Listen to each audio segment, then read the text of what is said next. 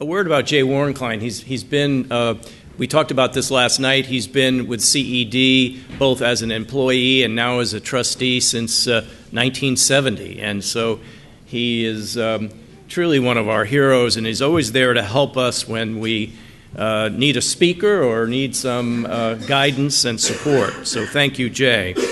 So our next session will focus on key issues related to energy renewal and regulation practices. And we're fortunate to have with us, in addition to Jay, 3 individuals who have a different lens and perspective on the issue. They will illuminate how the industry has changed and where it is headed. Here to lead the discussion as moderator is Deborah Byers, and Deborah serves as EY's U.S. energy market segment leader. Previously, Deborah was the managing partner of the EY America's Oil and Gas Tax Group and the Transactions Advisory Group leader in the Southwest.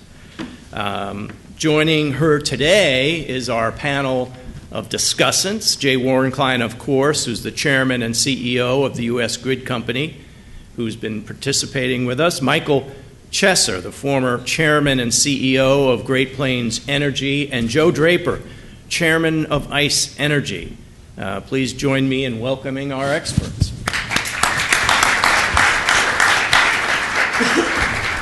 It's a little difficult to follow that warm-up act from the former secretary. So I'm actually with great level setting for our discussion, which is really around, and you could challenge me whether we are in a period of energy transformation, but the conditions within what's happened in the U.S., in particular over the last 10 years with the shale revolution. And we're really blessed with the benefit of having all of these resources available to us. So Secretary Munoz talked about the full value chain of energy. All fuels need to play as we progress. But we really underestimate, as I travel around the globe, we underestimate the benefit of having low energy prices, whether it's power, utility prices, or whether it's fuel prices for transportation to power our industries. But we are in a period of profound transformation. Demographics, customer choices, what our constituents want, driving different behavior, as well as our desire to build a world where we can be carbon neutral. Those factors, these big factors, as well as technological improvements, have laid the groundwork for the ability to have profound energy transformation. But at the end of the day, we all still want to have reliable, safe, and cheap. People want cheap power. And the last thing I'll add is people also want clean power. They want to feel that they are getting their power source in a clean way. And so when we talk about power, we should be focusing both on the stuff that powers our lights, but also transportation. So whether it's for airlines or cars, and the Secretary left out rail. So these are all things that contribute to the emissions story. And so with that, I'd like to maybe ask our panelists to really comment from their perspective, especially from the organizations that they lead as leaders in the industry. How do they see the current environment, and what's driving your passion at your company? And maybe Michael, I could start with you. Sure. So in my career, I've had the opportunity to lead 3 different electric utility companies, and most recently was in Kansas City, and at the time I also happened to chair an organization called the Electric Power Research Institute, EPRI. And basically on that board we had CEOs from around the industry, and we would allow some very special guests to also serve on the board. One of them happened to be Secretary Moniz, before he was secretary. I mean, when I was still a professor at MIT. And I'll never forget one of the receptions before our first meeting. I know we had spouses there, and I think my wife spoke to Secretary Moniz for about a half hour. And she came up to me, she said, you CEOs think that you're pretty smart, but you ought to really listen to this guy. He's really smart. And he has been a tremendous asset to the whole energy scene in the U.S. But I would say that, in my experience, particularly it being part of EPRI, there were two things that became clear to me. One was we had an environmental imperative, as we talked about with global warming and so forth. We also had an imperative to leverage technology to build a utility system of the future that looks much different than it does today. Today the electric utility system is probably one of the most underutilized assets in America. It's used above 70% capacity less than 10% of the time. It would be like Walmart manning all their checkout counters all year long for the Christmas rush. It's amazing how much money has been invested and wasted in building out all that capacity.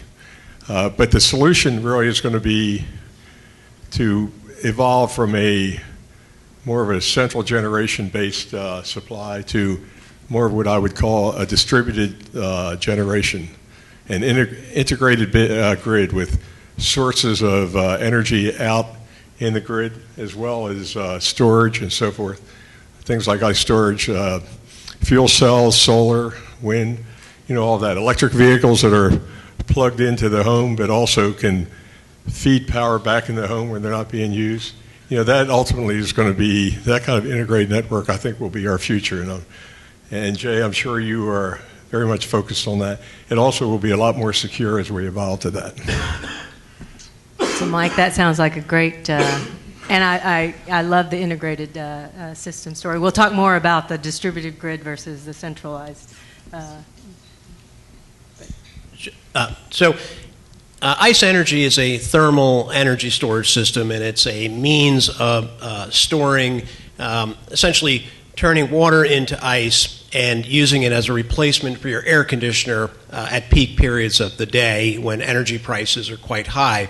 And then we are absorbing energy and turning that water into ice at night by drawing on wind or at other times of the day solar. And so the point of that exercise is to reduce stress on the grid at those peak periods.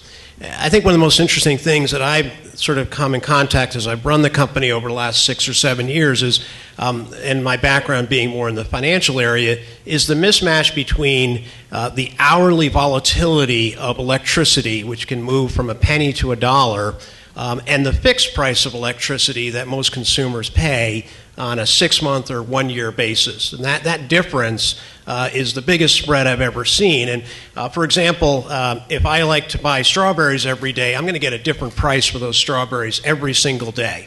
If I go to the gas station, the price might change twice a day depending on deliveries. And yet our electricity is fixed for very long periods of time while the underlying market is extremely volatile. So what I find very interesting is how we begin to change behaviors by methods of pricing or other means like time of use pricing or other means such as battery storage, which allow us to draw on new types of power more efficiently. Again, the intermittent powers that were spoken about before. And so these are the things that get me quite excited, that we all know from the other presentations that the opportunity in the market is to absorb these alternative powers, that in fact there is excess capacity, there's a mismatch of consumer behavior, and so bringing that together in a means where consumers of electricity are able to operate in the same way that they do when they buy strawberries, which is to buy it when they want to, at the price they want, all come together in means that should lead to us really operating this much more efficiently, either in a microgrid, individually, or on a large grid. Very interesting. Demand management is something that we should discuss on this panel if we have time. But Jay. One of the things that I do is I serve as chairman of a company called Ravenswood Generation Company. Ravenswood owns and operates the largest power plant in New York State and New York City.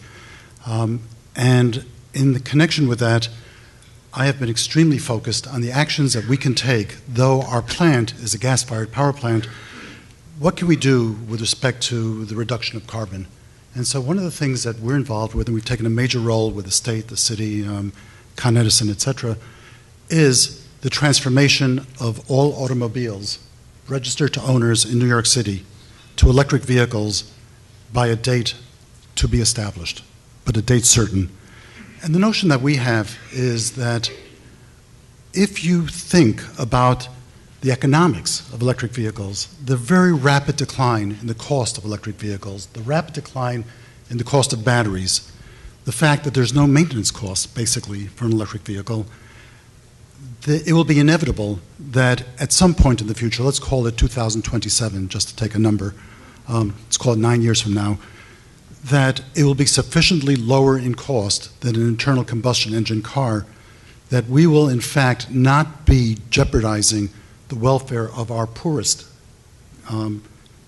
people in New York City by mandating that conversion. By that time, we'll have secondhand vehicles that are electric vehicles, so people can buy those vehicles if they can't afford new ones, et cetera. And so the issue, and one of the big challenges I see, is really how do we go about getting a major portion of the 30 or so percent that's not produced by the electric sector, but that is in transportation. And so how do we reduce that significantly? And I think the transformation of fleets, and I say fleets meaning all cars, all light-duty cars, including vans that bring deliveries, et cetera, to electricity, and the pragmatism of doing that. And I think that pragmatism is key, and what we're seeing is a great receptiveness of people to say, if you can do that in a way that's socially just, that doesn't really violate the ability of poor people to really thrive, then there's something to be said for that. A lot of people think that by virtue of the economics I've just described, we will migrate naturally towards electric vehicles. But I think there's something to be said, given the urgency of the carbon issue, to do something that is in fact more mandatory, and we're thinking hard about that in New York and in other cities that we're looking to acquire, own, and operate power plants. So you think a strong role from the policy side to really accelerate that adoption once cost parity is achieved, right? Yes, and also once you have built out the charging station system, the infrastructure, in a way that's real, so nobody worries about what they call range anxiety, that they're going to get into their car, they're going to run out of an electric charge, and where are they going to be? So batteries will be powerful enough, and you'll have the infrastructure built out. That's why you need a good lead period to make sure you're not imposing that on people and making that become effective before it's actually realistic. So that, maybe to bring that back, because I do want to kind of weave all this together in a little bit, but we talked, there are a number of topics here. ICE is very interesting technology around, it's kind of a way to store power and dispatch it when it's needed the most, but store it when it's being produced, because you have to dispatch electrons, right? We can't save it. Once it's produced, it's dispatched. So, but there are so many systems and so many solutions to that are being chased, if you will. What do you see, each of you, maybe if you could, one or two of the largest challenges that we would have? And let's keep it focused here in the U.S., but what are the largest challenges you see to get to this vision in the next 20 years of this type of world where, one, we have clear transparency into pricing, we have spare capacity that is efficiently dispatched, all of those things, and for regional differences. This regional comment that the Secretary made is so important because regional resources are different. And so cost is different and infrastructure is different. But what are the biggest challenges? Maybe one or two of the biggest challenges. We'll go back to you. Sure. One point I think needs to be emphasized when we talk about reducing carbon. The U.S., I think, contributes, 10% of the total carbon produced worldwide. The real issue is how can we leverage our technologies into India and China and so forth. I mean, that I think is also going to be a huge issue. But to me, the big stumbling block is regulation. And I'll give you an example. I did a back-of-the-envelope study looking at all the coal plants in the Midwest and said, what would it take to effectively shut those plants down? And if we did an aggressive energy efficiency program with commercial buildings, industrial buildings, we could basically absorb all the production from those coal plants. But in order to do that, and there would be a good return on investment as well, in order to do that, you'd have to have supportive regulation that would allow utilities to basically earn a return on that investment just as they would if they were adding to those coal plants. So put that into the rate base. Exactly. If Put they that in the rate invest in base. that kind of technology. And I mean, we did that in Kansas City in our headquarters building, and we got a 3-year payback on that investment. So to me, the regulatory model and energy efficiency is, McKinsey did a study a while back. They said the highest and best strategy for reducing carbon in the United States is energy efficiency. No question about that. And the Secretary touched on that. You know, think about all the housing stock we have in the commercial buildings built back in the 70s with very little attention to energy efficiency, very little attention to HVAC, lighting, and so forth. I mean, that can be changed out with a 3-year payback and basically absorb almost all the coal-fired production in the Midwest at this point.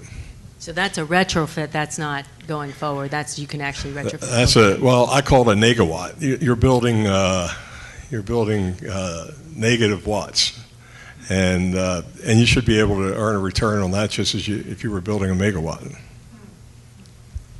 Can I chime in on that? You mentioned the issue of non-American developments. It's very interesting to see how seriously China, for example, has moved forward on the carbon reduction front. We've seen, and on the environmental front more generally, we've seen pictures of Shanghai, for example. A few years ago, we'd see a picture of Shanghai and you couldn't hardly see the buildings. And today, you see an extraordinary change.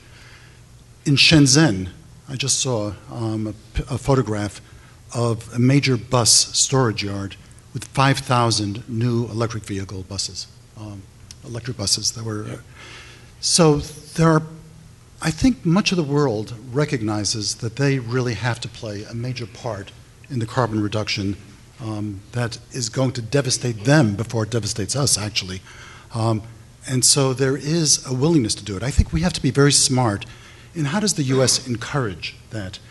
And I'm really thinking that so much of what we read in the newspapers about trade issues, et cetera, about foreign aid and potentially cutting back on foreign aid and the like, if we were to think about how integrated we are on this issue with the whole world, the notion that I think where we have to end up being is to say we have to think with China and India and others about how do we support you? How do we work with you to make this happen? It means we're not adversarial. I think that there are a lot of people of such thoughtfulness in this administration that there is a trend to try to push towards that, but we have a lot more work to do on that front. Similarly, think about Russia. One of the things that Secretary Moniz did not talk about is his observations on population growth, and I wish I had the time to ask him about that. We know that population growth around the world is such a massive problem. In countries, in major countries in Africa, we now have Nigeria is going to be one of the world's largest countries from a population point of view in not too many years. And the point of the matter is, look at Russia, though. Russia is going in exactly the opposite direction. Russia is going to lose a massive proportion of their population. They're going to have a massive population decline. It's a much older population, and it's going to be a lesser population. Now, we can be thinking with Russia about how do we work with you to help you deal with the economic after effects. This is not going to be good for economic growth in Russia. This could, in fact, if you think about the world, could result in some significant clashes if the wrong people are thinking about these issues and feel like they're in a battle with us. So we have issues around the world that have a lot to do with our being good partners, good friends, even if we have an issue that we disagree on, is to do that. And I would say that that has a lot to do with where we're going to end up, what the steps we're going to have to take also on the energy policy front. It is a global issue. You're right, Deborah, to mention that. It is a global issue, and I think the energy policy, we can lead by example because we are, again, we're just blessed with the ability and the luxury of being able to make some of these investments and export some of these good thinking, as you say, China and Russia and India, where demand will grow. And there's a bigger topic on the fact that so much of their generation is coming from coal. So is there a role for us to play as a natural gas producer, for example? So, but John, I'd love to get your thoughts on what you see are the big barriers. Mike. Let me just interject one thing on what Jay said, and then I'll let you, John. I think the biggest stumbling block that I see in terms of getting countries around the world to participate is this feeling that they have, and I saw at the World Energy Conference, that you all have developed your economy on the backs of coal and cheap sources of energy and so forth. Why should we then be having to try to bring our masses out of poverty with more expensive sources of energy? And you see that in the African countries, you see that in India and so forth. So anyway, I just wanted to inject that. I'm sorry, John. No, not at all. I think one of the things that breaks my heart and hurts my wallet is when I see old air conditioners. And what I mean by that is the efficiency and the toxic pollution that old air conditioners cause, and a lack of a cultural appreciation and knowledge of that in third world countries in particular. It really is a key issue in terms of helping people to understand how they can clean their air and have more efficiency. And so what we are trying to do is acknowledge that as the world is getting warmer, the demand for electricity because of air conditioning is causing tremendous spikes. And it is a technology that we have. And so what we do is really two things. One is a very mechanical thing. We substitute. But then there's, as we sort of time travel out 15 or 20 years, the technology point is the cool data control systems that allow people to self-manage. And this, again, is about microgrids and about independence and of being able to maybe at some point having lower cost systems. When I look at my electricity bill, half of it is transmission and distribution. Now, I'm in Connecticut, and Connecticut has particularly high costs because our generation is so far away from our sources of demand. But those costs should come down if we have microgrids, if we have collectives and co-ops, if we have systems similar to Uber where you're sharing in a local community. So one half of my house, the sun hits very hard, but not the other half. So I should be sharing with my neighbor. And so all of these ideas and solutions at the local level really have to come through incentives from the government, deregulations that could happen, energy efficiency programs. And so one of the things that I'm going up against is we will have an energy efficiency fund. Connecticut has about $175 million in energy efficiency fund, and the government just took that and put it into the general budget. Now, we're contesting that. New Jersey didn't contest it, and $1 billion went into the general budget. So you have to have regulations, and then you also have to have the integrity to carry through on it. So Joe, maybe we could stay with you because you brought up the management aspect of it. So how is, with the advent of digital technology, and again, another giant topic we could talk about all day, but as well as consumer preference, you're in the Northeast, how is that going to accelerate this ability to create more efficiencies in demand management, maybe even just transparency around what's available in state programs? One thing that is encouraging to me, there are utility companies out there such as AP who are starting to sing a completely different tune. It used to be they would resist investments in energy efficiency, ICE technology, electric vehicles, seeing it as a threat.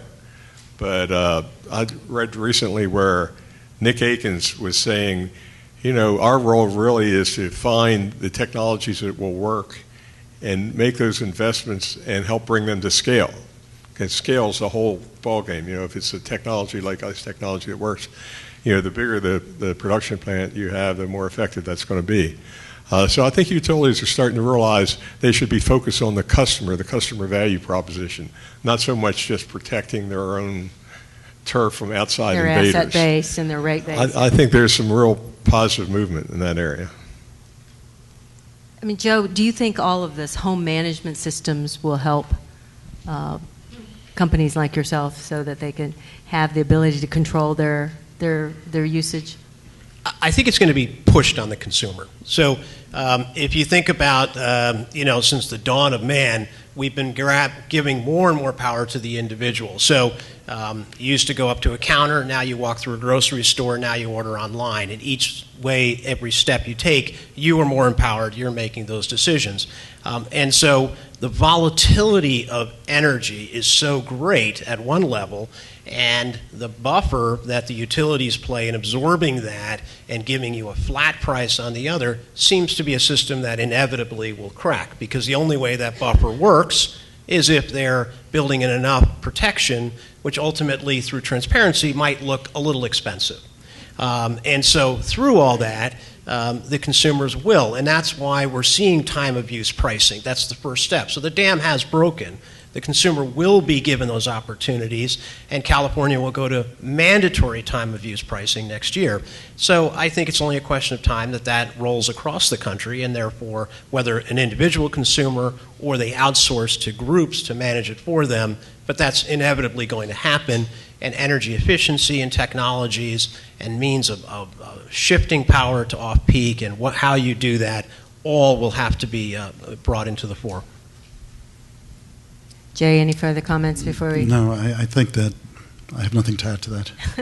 Well, so let's shift a little bit on fuel source. So we're talking a lot about electrification, efficiency. Efficiency is just supply in another form, right? It's really important, and not enough discussion is made about that. And so thank you all for talking about that. But fuel source is going to be important. So if we do move toward an electrified economy in the next 20 years, there is some aspiration that it's all going to be renewables, or all going to be one source, wind and power. We've been talking about intermittency. With the abundance of natural gas that the U.S. now has, and that may, people have different views on that, but, the industry believes that there is an abundance of gas probably for the next 50 to 100 years at fairly low prices. So low prices, a fuel source, could also stifle some innovation, but could also allow time for this transition. So do you and you heard Secretary Muniz mention all fuel sources being utilized into the energy system. So what role and maybe time scale do you see, for example, natural gas to play? You mentioned shutting down coal plants, but you still need other fuel sources. Sure. Well, the natural gas supply has undercut nuclear power. It's also undercutting coal-fired power plants, in the real time. To me, the shame is it should not be undercutting nuclear power. There should be a price on carbon.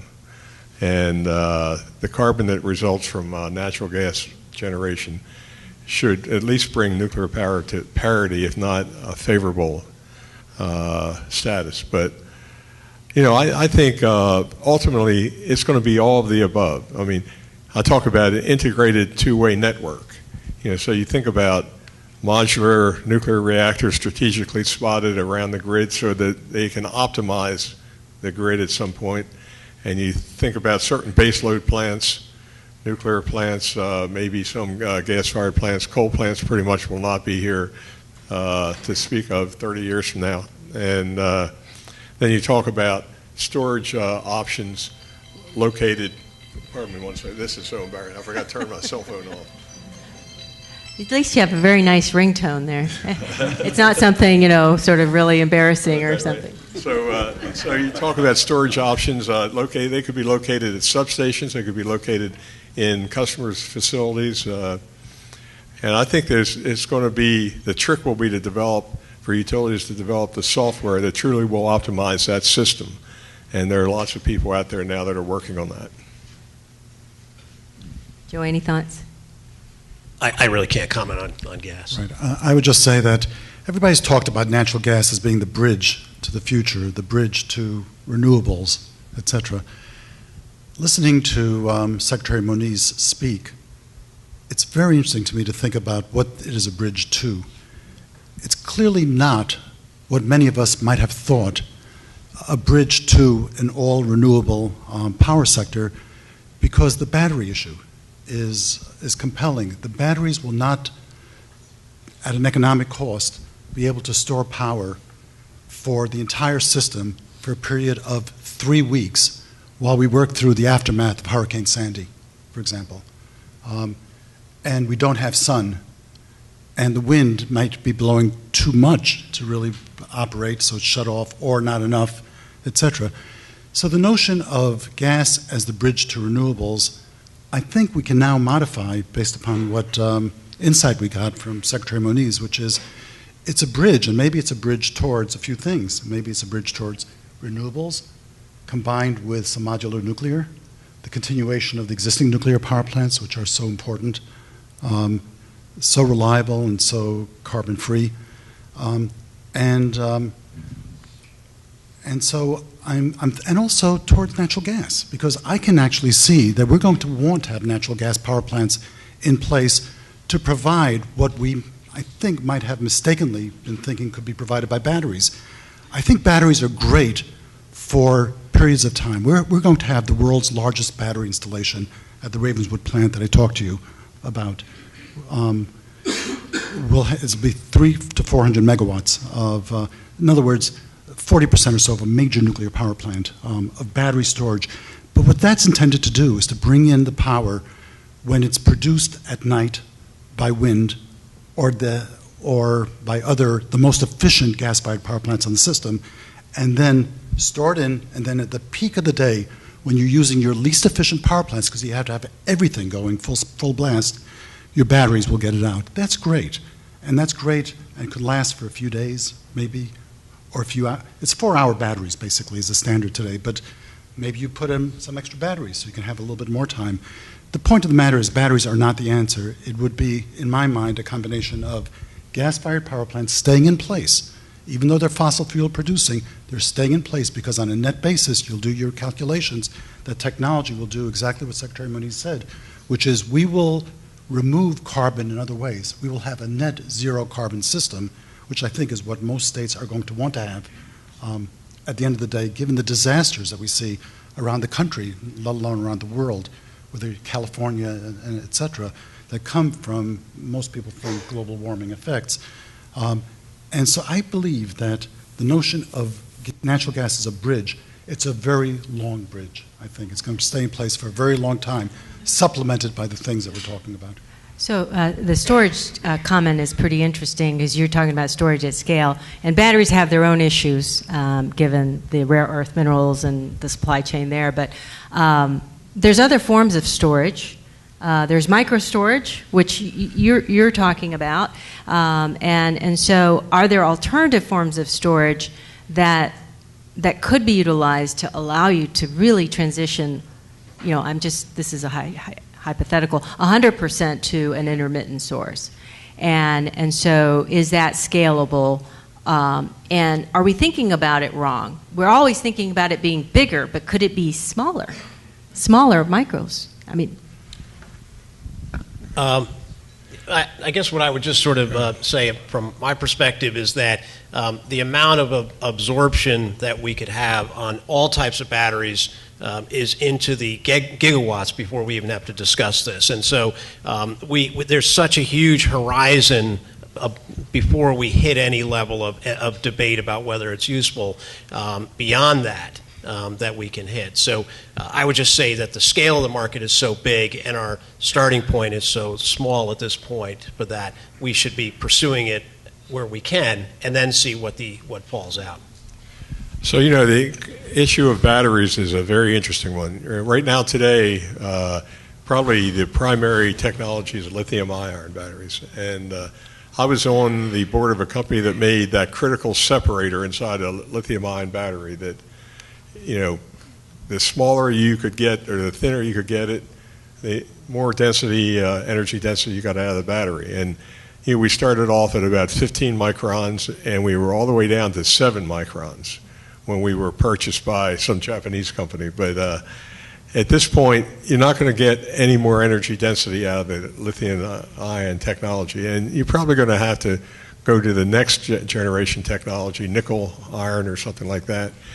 And that's going to really significantly increase the heat and the safety issues around the battery, and it's going to significantly expand the length of time it takes to get that battery approved. So, I'm a little skeptical about full-scale,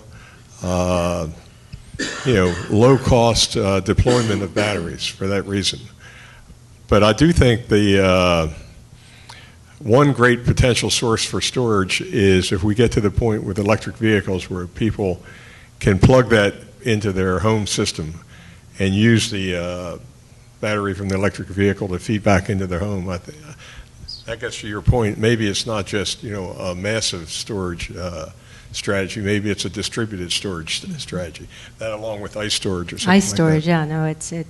So let's. I want to try. I'm mindful that we should have allotted more time to Secretary Muniz. So I want to try to get us back on time. But before we do that, I do want to touch on innovation because it is so critical, the innovation that's that to take place around energy to solve all these issues. And I think that was the basis of the Secretary's optimism because he said a lot of really gloomy things. But the innovation aspect, what can policymakers, and I'm talking both regional, state level, and federal, what are some of the key things that policymakers can do to allow innovation to take place, not pick winners and losers, and not mandate, consumer behavior that just has unintended consequences that we can't foresee? So what are some things that they could do that would really be helpful from your, industry perspective? Jay, maybe you've had some great thoughts, and what are some key things that we could be doing, both in combination with public and private? It's very interesting because we put so much weight on the private sector as an engine of innovation. Properly so. That is exactly where we should be getting a lot of innovation. There is a question as to the risks of innovation, the risks of the R&D process, etc. And in my mind, we are expecting to solve so many critical social problems by innovation that I think it would be very wise for government and regulators to think about the proposition of when we identify a problem, which whether it's how do we get batteries to go from a car, as you're suggesting, into the grid without ruining the battery of the car because you're potentially moving it in and out quickly, et cetera, and some automobile manufacturers have threatened to eliminate the warranties if that happens, et cetera. How do we get that innovation of research done? And I think the answer is encourage utilities to contract for it. My own view is that utilities have a very rare position in our society. They're entrusted with the task of keeping a reliable system going, and they can charge their customers for the costs of doing that. The private sector generally, entrepreneurs, really can't do that. And my view is that when you see a pressing problem and you really want a solution, let the utility basically say, I am about to put out a request for proposals for innovative ideas of solving this problem, and I'll enter into a contract with you. And I think that would be a way in which we socialize the costs of innovation without requiring somebody to say, it's a massive problem, there isn't an obvious solution, and I, as a private sector entrepreneur, am not going to risk my shareholders' capital for that. That might be one way to do it. And it's kind of interesting because there's already sort of a regulatory mechanism to do that by putting it through the rate case. Well, I mean, it may possibly exist, but regulators would scrutinize those kind of investments. They'd have to have sort of a mind shift, Again, it should be focused on customer value. I mean, if you're creating customer value by investing in a different technology and bringing that to the market, you should be encouraged to do that. And I think more and more utilities are thinking about it. The other thing utilities have access to is capital. They could really, with the access to capital, they could bring a certain technology to scale much more quickly than some of the smaller companies could. Yeah, and that goes back to rate basing. So our device is what we call behind the meter. It's at somebody's house and rate basing those assets. If the utility were the sponsor, would drive installation very, very quickly. Instead, what it is, it's a capital investment where they're basically putting off other types of investments like maintenance of distribution. I only have one small regulatory thing which affects us, but culturally it's the kind of thing that we're very, very happy to see is so well received, which is we asked the Department of Energy for a dialogue about how do you rate our product compared to air conditioners. And when you do that, it opens up a whole topic of, well, what is SEER and what is EAR, those nice numbers we see when we buy our appliances. And so what I would say from the regulatory perspective, they said, excellent question. Let's have a dialogue and help us to drive that conversation as to how we would compare new sources of cooling to the historic types of cooling. And I would say that's a case where there's collaboration. It's interesting what you talked about behind the meter, incentivizing that behavior. It's kind of like your insurance company. You know, if you take certain safety classes or your child makes good grades, you get a lower rate. Right. So maybe that's an idea to think about, right? Okay, I know that we have the next panel. Yeah, do we have a few minutes just for some questions? So if anybody in the audience.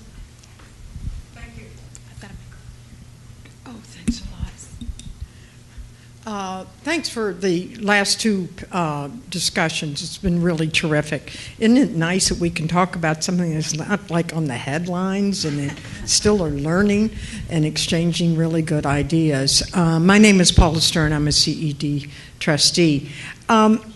This was a question I wanted to ask the Secretary, but I'd like to ask you as equally important experts.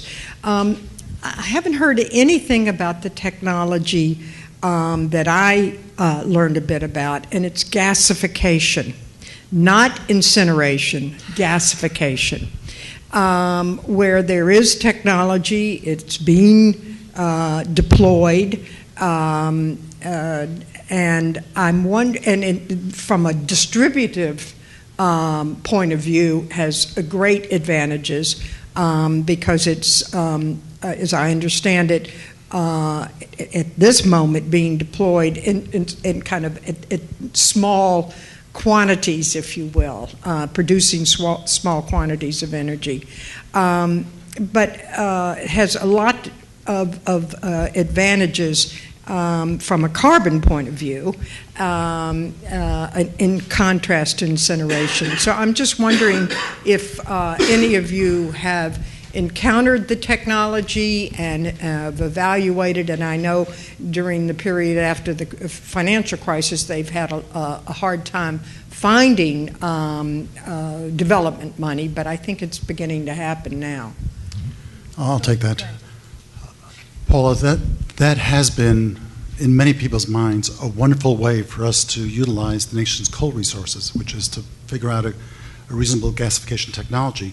The sad fact is that in large scale, we have not been successful in bringing in massive gasification projects in anything like on an economic basis. So if you think about the Kemper project, for example, in Mississippi, which was to be the nation's showcase for coal gasification, they finally gave up on, and this is another, it's a Mississippi Power project, but it's a project that ultimately stopped the effort to finish up the gasification module because it had such massive cost overruns to it, and they're importing natural gas into the facility. So now small scale.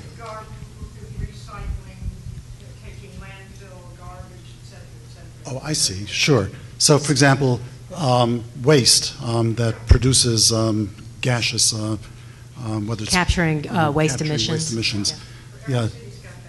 Right. So, thank you, Paula. So that is worthwhile because those are using.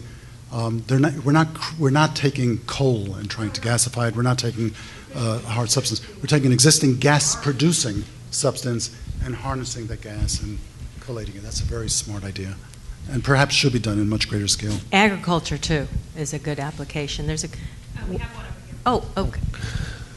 Yes, I wanted to see if y'all could comment on about transmission itself, and in some places in the country where we're losing up to 30% of our electricity through the transmission grid.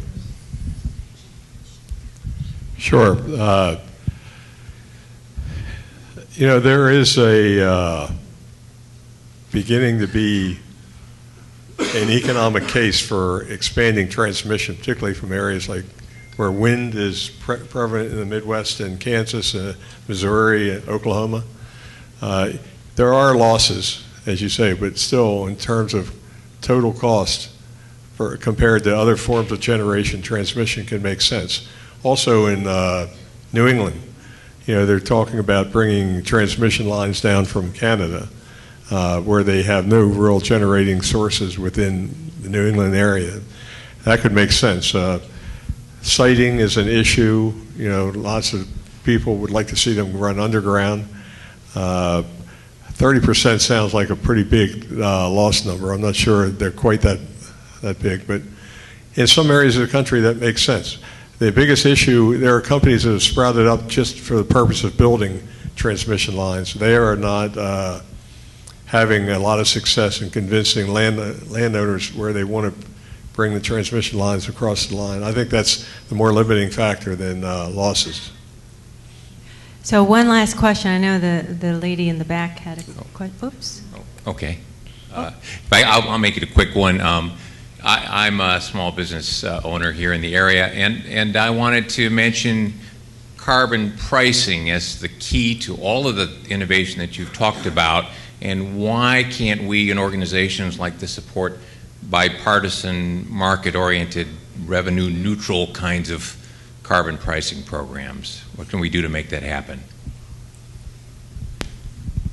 I would just say that a number of the major regulators of pricing, wholesale pricing, are in fact trying to figure out right now how to introduce cost of carbon into the matrix of what determines what power plants will be dispatched and in what order and at what cost.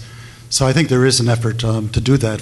The other half of that is carbon taxation, which isn't that really the ideal way for us to make sure that we're thinking about the smartest and most efficient ways to reduce carbon, because we're going to tax carbon on an across-the-board basis without discriminating against any particular class of carbon production, just by the amount of carbon. And that has been a very big political football. And there's a lot of people who are advocated, and I think there are a lot of people who basically say, yet another example of government intervention, which we don't need more of. And so without stating any political bias here, I think that's what stopped carbon taxation, because it would in fact make a huge difference. The one thing I will add to that is you also have this whole issue of low-income costs versus mainstream America costs, I guess. So if you were to impose a carbon tax in the Midwest, say, cities like Kansas City could see electric rates of low-income customers go up significantly. That's always the issue, the idea of equality. There could be some things you could do to offset that, but the equality issue, I think, is important as well. I think a lot of the smart carbon tax proposals are in fact intended to take that revenue and make sure that's distributed towards. Right. That goes back to carbon dividend, I think, is what they've been talking about it. Well, I think that's all the time we have. So thank you all. Thank you to our my panelists. Thank you very much. Thank them very much.